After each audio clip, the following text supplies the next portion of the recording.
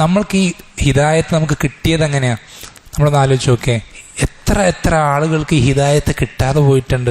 ലോകം കണ്ട ഏറ്റവും വലിയ അധികാരികൾക്ക്, വലിയ വലിയ ചക്രവർത്തികൾക്ക്, അങ്ങേയറ്റം സമ്പത്തുള്ള സമ്പന്നന്മാർക്കും, എത്രയോ ആളുകൾക്ക്, അങ്ങേയറ്റം സൗന്ദര്യമുള്ള വ്യക്തികൾക്ക്, ഇങ്ങനെ ദുനിയാവിന്റെ എന്തൊരു കാര്യം എടുത്തു നോക്കിയാലും ഏറ്റവും നല്ല കുടുംബത്തിൽപ്പെട്ട ആളുകൾക്ക്, അല്ലേ, നൂഹ് അലൈഹി ഇസ്ലാമിയുടെ മകൻ ഒന്നാമത്തെ റസൂലാണ്. 950 വർഷം ദഅവത്ത് ചെയ്ത റസൂലാണ് അലൈഹിസ്സലാം. ആ റസൂലിന്റെ മകന് ഹിദായത്ത് കിട്ടിയിട്ടില്ല. ആ റസൂലിനേക്കാൾ മികച്ച വാപ്പമാരാണോ നമ്മുടെ വാപ്പമാര്? ആണോ? ആരുടെയല്ല. ഉറപ്പിച്ചു പറയാം, നമ്മുടെ ആരുടെയും വാപ്പ നൂഹ് അലൈഹി ഇസ്ലാമിയുടെ ഉപ്പ നൂഹ് അലൈഹി ഇസ്ലാമിനേക്കാൾ മികച്ച ആളാണോ? ആണോ? അല്ല. ഇബ്രാഹിം അലൈഹി ഇസ്ലാമിയുടെ വാപ്പ, അതുപോലെ തന്നെ നബി സല്ലല്ലാഹു അലൈഹി വസല്ലമയ്ക്ക് ചെറുപ്പം മുതൽ സ്വന്തം ഉപ്പയുടെ സ്ഥാനത്ത് നിന്ന് എല്ലാ കാര്യങ്ങളും ചെയ്തു കൊടുത്ത് ശത്രുക്കളിന് ഏറ്റവും വലിയ സംരക്ഷണമായി മാറിയ അബൂ ത്വാലിബ്, ഇവരൊക്കെയും ഈ ഹിദായത്ത് കിട്ടാതെ മരണപ്പെടുന്നത്. നമ്മൾക്കിത് കിട്ടിയതെങ്ങനെയാ? അള്ളാഹു തന്നതുകൊണ്ട് കിട്ടി. അള്ളാഹു ഒരു കാര്യം തന്നിട്ടുണ്ടെങ്കിൽ അത് ആ കാര്യത്തിന്റെ ഗൗരവം കണക്കിലെടുത്തുകൊണ്ട്, അതിനൊരു അനുഗ്രഹമായി മനസ്സിലാക്കിക്കൊണ്ട്, അതിന്റെ വില തിരിച്ചറിഞ്ഞുകൊണ്ട്, അതിൻ്റെതായ രൂപത്തിൽ പ്രവർത്തിക്കാത്ത ആളുകളിൽ നിന്ന് അള്ളാഹു എന്ത് ചെയ്യും? തിരിച്ചെടുക്കും. പേടിക്കേണ്ട കാര്യം. നമുക്കിത് പ്രത്യേകിച്ച് നമ്മുടെ ഒരു മികവും ഇല്ലാതെ, ഒരു പ്രത്യേകതയില്ലാതെ, ഒരു പരിശ്രമവും ഇല്ലാതെ സൽമാൻ ഫാരിസിന്റെ ചരിത്രമൊക്കെ നമ്മൾ വായിക്കണം. എത്ര കഷ്ടപ്പെട്ടിട്ടെന്നറിയോ ഈ ഹിദായത്തിലേക്ക് എത്താൻ? അടിമ പോലും ആക്കപ്പെട്ടിട്ടുണ്ട്, ഒരുപാട് പ്രയാസങ്ങൾ സഹിക്കപ്പെട്ടിട്ടുണ്ട്. എത്രയോ ദശാബ്ദങ്ങൾ നീണ്ട പരിശ്രമത്തിനും അന്വേഷണത്തിനും ഒടുവിലാണ് അദ്ദേഹം ഹിദായത്തിലേക്ക് നബി സല്ലല്ലാഹു അലൈഹി വസല്ലം കണ്ടുമുട്ടുന്നത്. അങ്ങനെ ഒന്നും നമുക്ക് കഷ്ടപ്പെടേണ്ടി വന്നിട്ടില്ല. അങ്ങനെ ഒന്നുമില്ലാതെ വെറുതെ നമുക്ക് കിട്ടിയ ഈ ഹിദായത്ത്, അത് ഏറ്റവും വലിയ അനുഗ്രഹമാണ്. മറ്റെല്ലാ അനുഗ്രഹങ്ങളെക്കാളും വലുതാണ്. ഇതിന്റെ വില തിരിച്ചറിഞ്ഞ് ഗൗരവം മനസ്സിലാക്കി അതിന്റെ അർഹിക്കുന്ന രൂപത്തിൽ പ്രവർത്തിക്കാത്ത ആളുകളിൽ നിന്ന് അള്ളാഹു എന്ത് ചെയ്യും? തിരിച്ചെടുക്കും. നമ്മൾ എന്ത് ചെയ്യണം?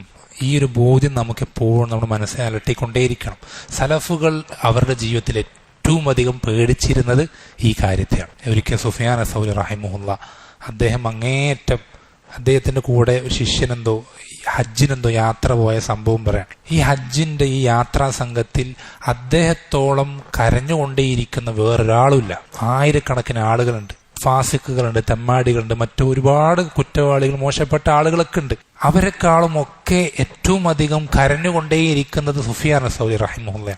വലിയ മുഹദ്ദിസാണ്, വലിയ പണ്ഡിതനാണ്. അപ്പോൾ ഒരു ശിഷ്യൻ ചോദിക്കുകയാണ് അദ്ദേഹത്തോട്, താങ്കൾ എന്താണ് ഇങ്ങനെ കരയുന്നത്? താങ്കളുടെ തെറ്റുകളെ പറ്റി ആലോചിച്ചിട്ടാണോ എന്ന് ചോദിച്ചപ്പോൾ സുഫിയാൻ സൗരി റഹിമഹുല്ല നിലത്തുനിന്നൊരു മണൽത്തിരി എടുത്തിട്ട് എന്ത് ചെയ്യാണ്? കാറ്റത്തിങ്ങനെ പറത്തിക്കളയാണ്. എന്നിട്ട് പറയാണ്, എന്റെ തെറ്റുകൾ അള്ളാഹുവിന്റെ റഹ്മത്തിന്റെ മുന്നിൽ ഇത്ര പോലും വരൂല. അള്ളാഹുവിന്റെ റഹ്മത്തിന് വലിപ്പം വെച്ച് നോക്കുമ്പോൾ ഞാൻ ചെയ്തു കൂട്ടിയ തെറ്റുകൾ ഇത്ര പോലും വരൂല. പക്ഷേ ഞാൻ പേടിച്ച് കരയുന്നത് എന്റെ തെറ്റുകൾ എന്റെ ഹിദായത്ത് നഷ്ടപ്പെടാൻ കാരണമാകുമോ എന്നാലോചിച്ചിട്ടാണ്. നമ്മൾ ചെയ്ത തെറ്റുകൾ, നമുക്ക് കിട്ടിയ ഹിദായത്ത് അള്ളാഹു തിരിച്ച് എടുക്കാനുള്ള കാരണമായി അള്ളാഹു നിശ്ചയിച്ചാൽ അതിനേക്കാൾ വലിയ നഷ്ടം വേറൊന്നുമില്ല.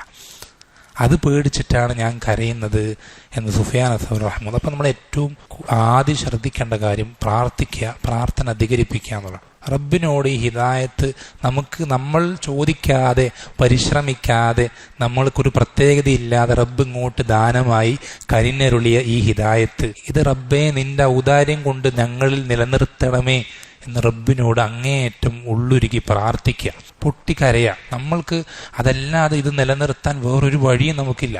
റബ്ബിനോട് അങ്ങേയറ്റം പ്രാർത്ഥിക്കുക. നബി സല്ലല്ലാഹു അലൈഹി വസല്ലമ പോലും അദ്ദേഹത്തിന്റെ ജീവിതത്തിൽ ഏറ്റവും അധികം പ്രാർത്ഥന അധികരിപ്പിച്ച പ്രാർത്ഥനകൾ, ഒരു പ്രാർത്ഥന എന്താ? അല്ലാഹുമ്മ യാ മുഖല്ലിബൽ ഖുലൂബ് സബ്ബിത് ഖൽബി അലാ ദീനിക്. അല്ലാഹുവേ, ഹൃദയങ്ങളെ മാറ്റിമറിക്കുന്നവനെ, എന്റെ ഹൃദയത്തെ നിന്റെ ദീനിൽ നീ ഉറപ്പിച്ചു നിർത്തണമേ എന്ന് നബി സല്ലല്ലാഹു അലൈഹി വസല്ലം പ്രാർത്ഥിക്കുക. അങ്ങേയറ്റം അധികരിപ്പിക്കുന്ന പ്രാർത്ഥന.